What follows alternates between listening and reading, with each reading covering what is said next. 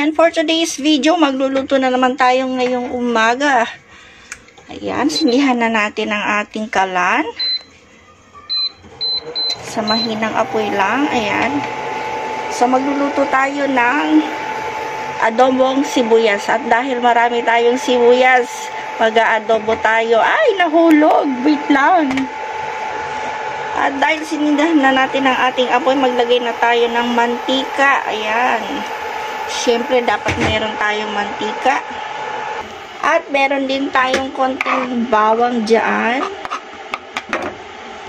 At siyempre, toyo. Ayan, nilagay ng nanay ko sa bote. At siyempre, re-ready na rin natin yung ating sugar. Maglalagay na tayo dito ng konting sugar. Oops, tama na. Hindi siya white, kundi wash. Medyo brown ng konti. Hindi ko nga alam yung wash bakit super puti na ngayon. At yun na nga, ihuhulog na natin yung ating bawang. Gisa-gisa. Siyempre, mauna yung bawang.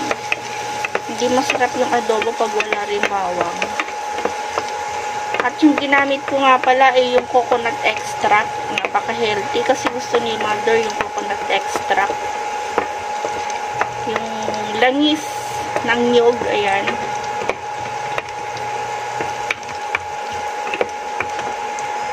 At syempre, iba-brown lang natin ng konti yan. Syempre, mas masarap or mabango yung medyo brown-brown pa ng konti. So, ayan, medyo nag-brown na siya. Pwede na yan dahil mag-brown pa yan. Isusunod na natin yung ating maraming sibuyas. Ayan. At shoutout nga pala sa nagbigay ng ating sibuyas. Galing Nueva Ecija. Shoutout kay Kuya Lito at Ate Marilyn. Salamat dito sa maraming sibuyas na abasto. So, ayan, gisa-gisa. Medyo naluluto na yung ating sibuyas. Lalagay na natin yung ating oyster sauce. Dip, ayan. Tapos, yung ating toyo. Tak, tak, tak, tak, tak. Tapos, yung ating sugar. Ay, ang dami. Ayan, naparami. Ayan, lulutuin muna natin yan bago ang ating suka o vinegar. Ano raw? Ayan, syempre kahit na walang sahog, syempre ilagay din natin yung ating cubes para masarap. Tapos yung ating suka. Ayun, no? Sarap. So, wag muna natin siyang halu-haluin. Guys, tip lang pag naglalagay kayo ng suka sa mga ulam ninyo, wag muna daw kayo maghahalo-halo. Hayaan nyo muna daw siya hanggang sa kumulo. Tapos, ilagay na rin natin yung ating paminta. Konti lang. Siyempre, takpan natin. So, ayan guys. Dahil kumulo na siya, pwede na natin siyang halu-haluin. Para ma-mix-mix na yung ating cubes.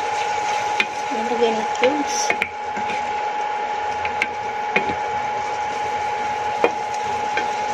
Hintayin na natin siya hanggang sa mag-caramelize at maghiwa-hiwalay na yung mga yan. Mga nagkakadikit-dikit na yan.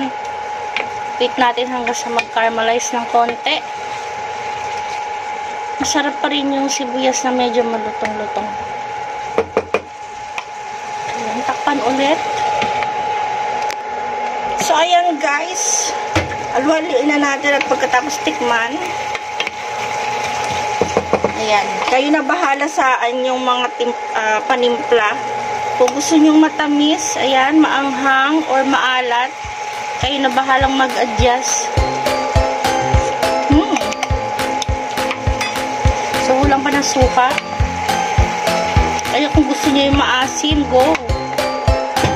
Hulang pa ng toyo. Gusto natin yung maasim na matamis at may konting alat. So, ayan, luto na yan. Konti na lang. Kung meron kayong mga garlic flakes dyan, masarap yun. Lagyan ninyo. Pero mamaya maghahanap ako ng garlic flakes or toasted na garlic. Yung mga nadurog na dyan, naluto na toast na nila, meron na bibili dyan sa tindahan. So, wala. Okay na yan, mga ka-sweets. Tatakbo na ako sa tindahan. See you and thank you for watching. Perfect na. Bawang na lang ang kulang. Toasted